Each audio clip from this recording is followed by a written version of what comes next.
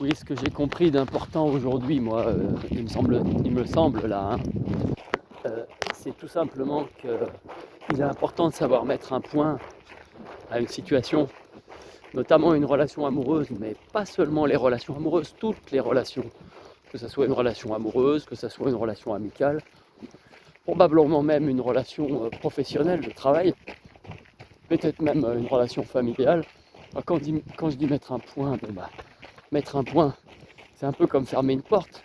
Ça ne veut pas dire qu'on ne va pas la rouvrir, ça n'empêche pas de la rouvrir cette porte. Mais il est important de fermer la porte à une relation pour ne pas laisser le courant d'air.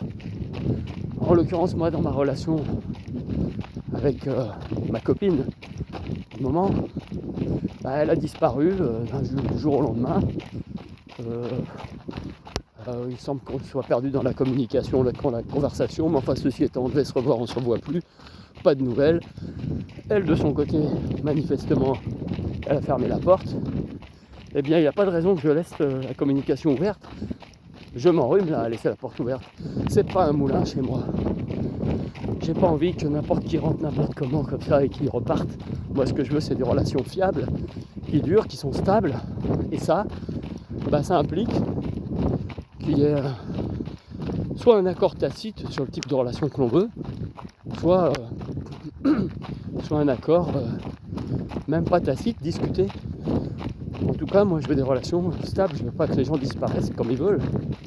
Donc, elle a choisi de pas donner de nouvelles.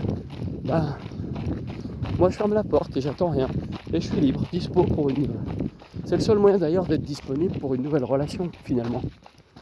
Que ça soit avec la même personne ou avec une autre.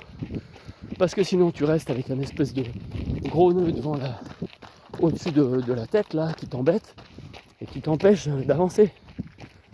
Donc il faut admettre de fermer, ça va fermer la porte. Pour pouvoir la rouvrir après d'ailleurs.